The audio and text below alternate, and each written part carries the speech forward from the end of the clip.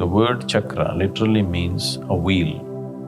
But these are not in the form of circles or wheels, they always meet in the form of a triangle. The nadis always meet in the form of a triangle. And the whole yogic system depends on what you do with them. So out of this 114, 7 are held as the major junction points. So these are the 7 chakras that everybody's normally talking about. They are located in certain parts of your body. These are Mooladhara, Swadhisthana, Manipuraka, Anahata, Vishuddhi, Agna, Sahasrara. Mooladhara means the foundation. This is a center which is physically or physiologically, it is located between your anal outlet and your genital organ. It's called the perineum medically. If your energies are dominant in your Mooladhara, food and sleep will be the 2 major qualities of your life. They will be the most important factors in your life, food and sleep.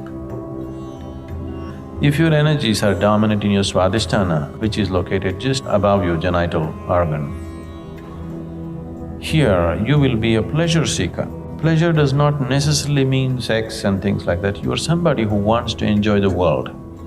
That's dominant in you. So a person who is a pleasure seeker, he lives little more intensely than a person who is living just for food and sleep. Yes?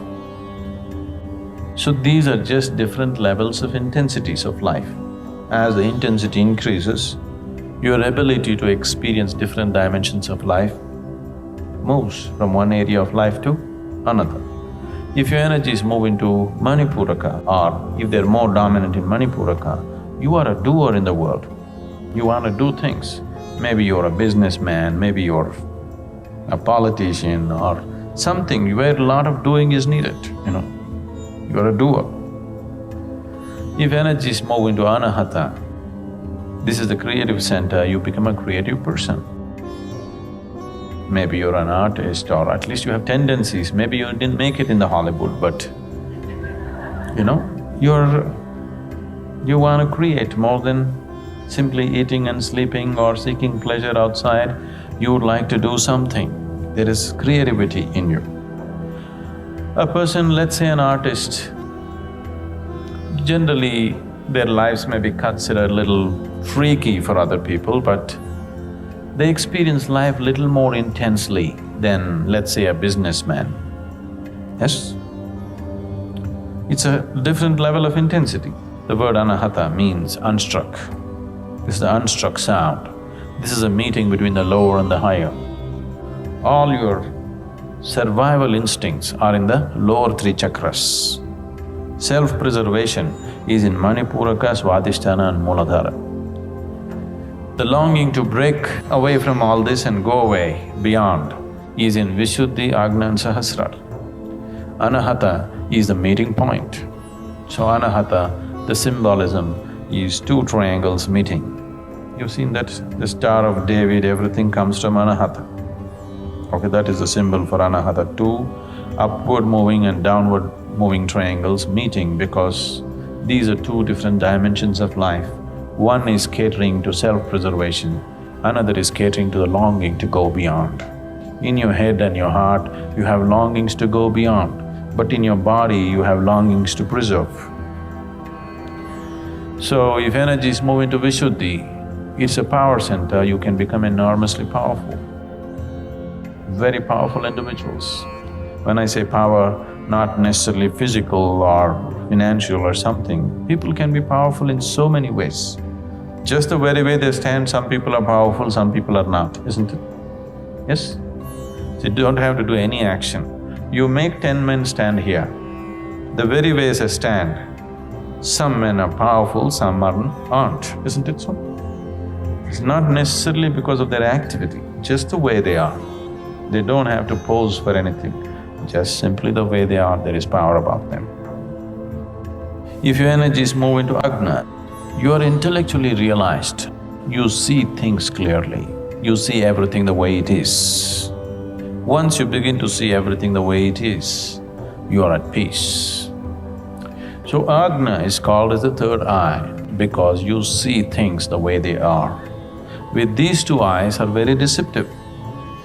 They make you see things the way it is necessary for your survival. They don't allow you to see everything the way it is.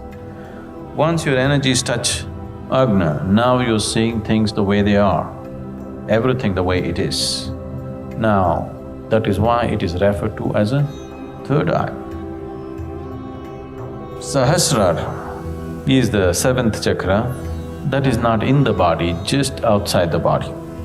But most people, it is dormant, it is not active.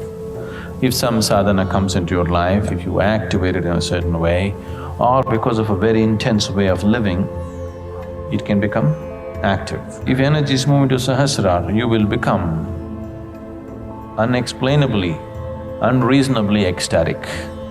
Simply like crazy, you're ecstatic. If you come to the Bhava Spandana, you will see, simply for no reason, you will be spilling in ecstasy.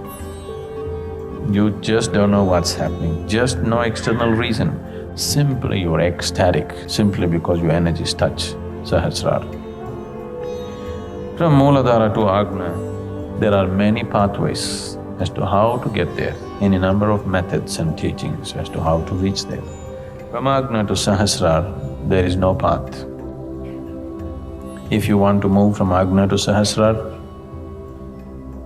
because there is no path, that is the reason why many people have gone about propagating peace is the highest thing to achieve, because they got stuck here on a guru in the traditions. Because if you have to jump, suppose there is here a black hole, if you have to just jump into it, you must be utterly crazy.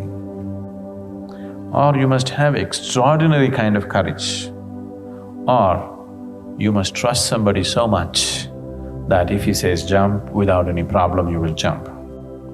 Otherwise, there's no possibility, isn't it? Because that possibility is not there for many people, that's the reason why they have concluded peace is the ultimate thing, because they got stuck here. They wouldn't go up.